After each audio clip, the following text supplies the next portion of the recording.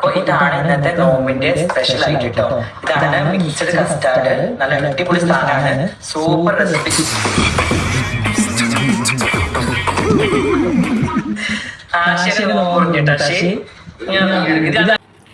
Social മീഡിയയിൽ ഭീകരമാകുന്ന ചില കാഴ്ചകളിൽ ഒന്നാണ് നമ്മളിപ്പോൾ കണ്ടത്. ഇപ്പോഴത്തെ ചില മുസ്ലിം സ്ത്രീകൾ അതിനനുബന്ധിച്ചുള്ള മുസ്ലിം പുരുഷന്മാരൊക്കെ കാട്ടിക്കൂട്ടുന്ന കോപ്രായങ്ങൾ മറ്റൊരു മതസ്ഥരും ചെയ്യാത്തത്ര ഭീകരമാണ് എന്നുള്ളത് ഇതിൻ്റെ യാഥാർത്ഥ്യം. മുസ്ലിം വേഷം ധരിക്കുന്നു എന്നുള്ളതാണ് ഇതിലേറ്റവും വലിയ പ്രയാസം. അതങ്ങോട്ട് ഊരി വെച്ചാൽ പിന്നെ വലിയ വിഷയകാര്യങ്ങളൊന്നുമില്ല.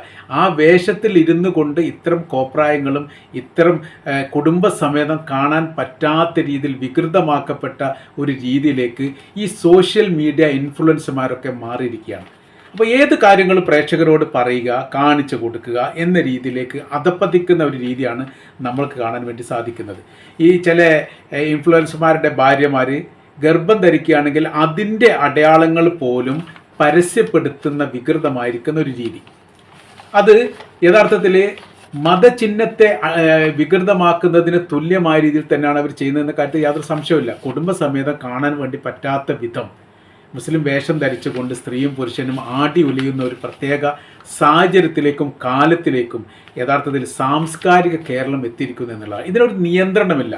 സോഷ്യൽ മീഡിയ എന്ന് പറഞ്ഞ സമയത്ത് തന്നെ ആ പ്ലാറ്റ്ഫോം സർവ്വസ്വതന്ത്ര മേഖല എന്ന് തന്നെയാണ് അതിനെ വ്യാഖ്യാനം കൊടുക്കുന്നത്. അതുകൊണ്ട് എന്തും പറയാം, എന്തും ചെയ്യാം എന്ന തരത്തിലേക്ക് കാര്യങ്ങൾ പോയിരിക്കുന്നു എന്നുള്ളത് വളരെ പരിതാപകരമായിരിക്കുന്ന കാര്യമാണ്. മാസത്തെയോ അല്ലെങ്കിൽ വർഷത്തെയോ അല്ലെങ്കിൽ വിശ്വാസവുമായിട്ട് ബന്ധപ്പെട്ട കാര്യത്തിനോ പ്രത്യേകമായിരിക്കുന്ന ഒരു ബഹുമാനം കൊടുക്കുക, ആദരം കൊടുക്കുക, അങ്ങനെയൊന്നുമില്ല. എന്തും കാണിക്കാം, എന്തും പറയാം. പ്രേക്ഷകരെ കിട്ടാൻ വേണ്ടിയിട്ട് ഏത് തരത്തിലുള്ള വൈകൃതങ്ങളും കാണിച്ചു കൊടുക്കാൻ പറ്റുന്ന രീതിയിലേക്ക് ഈ നിലപാടിലേക്ക് യഥാർത്ഥത്തിൽ ചില ഇൻഫ്ലുവൻസുമാരെല്ലാവരും മാറിയിരിക്കുന്നു. ഇതിന് വലിയ രീതിയിലുള്ള എതിർപ്പും ഇല്ല എന്നുള്ളതാണ്. പ്രേക്ഷകർ അത് വലിയ രീതിയിലുള്ള രസകരമായിരിക്കുന്ന കമൻറ്റുകൾ ചെയ്യും. അങ്ങനെയാണല്ലോ കൂടുതൽ. തെറ്റായിരിക്കുന്ന ഒരു പ്രവൃത്തി ചെയ്യുന്ന സമയത്താണ് കൂടുതൽ ആളുകൾ അതിനെ പ്രോത്സാഹനം നൽകുകയും പിന്തുണ നൽകുകയും ചെയ്യാം. ഈ ഒരു മസ്ജിദിൻ്റെ ഒരു അമ്പലത്തിൻ്റെ മുമ്പിലോ മസ്ജിദിൻ്റെ മുമ്പിലോ ഉള്ളതിനേക്കാൾ ആളുകളെ നമ്മൾക്ക് ബീവറേജിന് മുമ്പിൽ കാണാൻ വേണ്ടി സാധിക്കും. തെറ്റായുള്ളിടത്തേക്ക് ആളുകൾ ഇങ്ങനെ ഒഴുകി പോവുക എന്നുള്ളത് സ്വാഭാവികമാണ്. അത് മുതലെടുത്തുകൊണ്ട് അത്തരം പ്രവർത്തികൾക്ക് ആക്കം കൂട്ടുന്ന രീതിയിലുള്ള ഇക്കിളിപ്പെടുത്തുന്ന രീതിയിലുള്ള സംസാരങ്ങളും പ്രവൃത്തികളും അങ്ങനെ ഇരട്ട ദുരുദ്ദേശ വാക്കുകളൊക്കെ പ്രയോഗിക്കുക.